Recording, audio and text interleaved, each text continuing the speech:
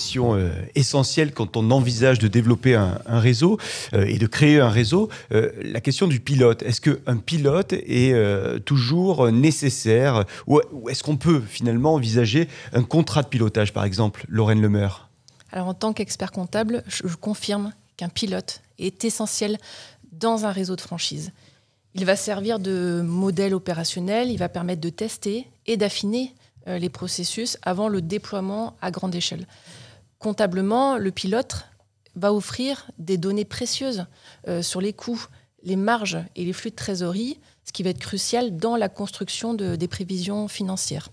Et ces informations vont aider aussi à fixer les droits d'entrée, les redevances à des niveaux réalistes, assurant la viabilité économique pour le franchiseur et le franchisé. Donc le succès du pilote valide le concept auprès des franchisés et des investisseurs, ce qui va démontrer la rentabilité et l'efficacité. Il va servir aussi de centre de formation pratique, puisqu'il va garantir la cohérence et la qualité uniforme.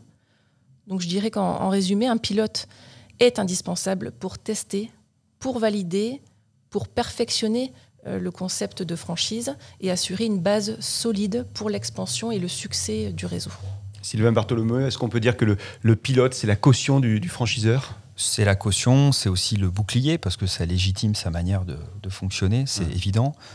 Je suis 100% en phase avec les propos de Lorraine. Je rajouterai un autre point, c'est qu'en fait, ça crédibilise et ça légitime en fait, le métier même du franchiseur. Imaginez que vous vouliez faire l'Everest et que vous arrivez en bas de la montagne et que vous avez un Sherpa qui est là et il vous dit « mais je ne l'ai jamais monté ». Est-ce que vous partez avec lui ? Je pense pas. Ou peut-être que si, mais en tout cas, moi, personnellement, j'y vais pas. Voilà. À un moment donné, le franchiseur a acquis une expérience en faisant le chemin plusieurs fois. C'est ça l'intérêt des pilotes. Comme il a fait le chemin plusieurs fois, il sait les embûches, il sait les risques, il sait ce qui attend le candidat à la franchise. Et derrière, il va refaire le chemin et accompagner des franchisés à faire le chemin à leur tour. Donc le pilote, il a ce sens et cette importance. Alors parfois, on a ce qu'on appelle des contrats de pilotage. Alors, dans des phases transitoires de pré-lancement de réseau, ça peut avoir du sens.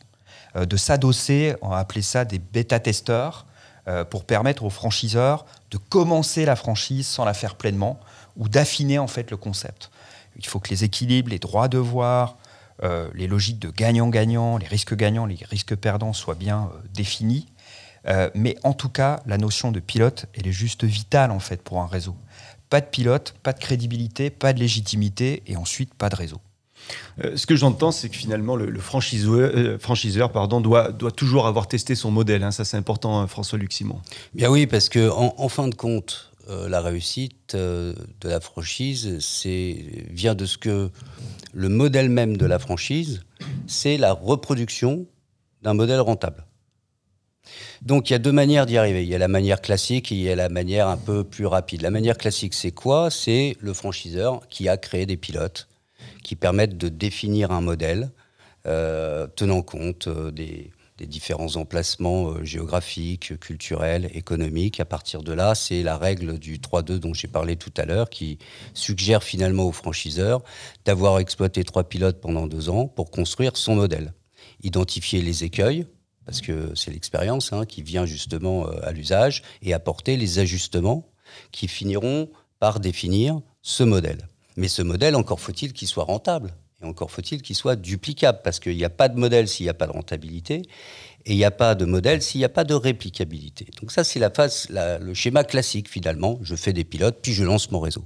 Après, il y a la manière plus rapide, je dirais, c'est celle du franchiseur qui n'a pas la possibilité ou qui n'a pas le temps de disposer d'un modèle pour lancer son réseau. Alors dans ce cas-là, on ne va surtout pas faire de franchise, évidemment. On va faire un contrat de pilotage avant de se lancer en franchise. C'est donc une étape intermédiaire, un échafaudage, un tremplin vers la franchise. Et le contrat de pilotage, c'est tout simplement le contrat par lequel le futur franchiseur organise sa relation de travail avec le pilote en vue d'expérimenter le concept. Donc là, il ne s'agit plus, à la différence de la franchise, de reproduire un concept, mais plutôt de l'expérimenter sagement avec du savoir-faire pour justement en mesurer la rentabilité et la réplicabilité.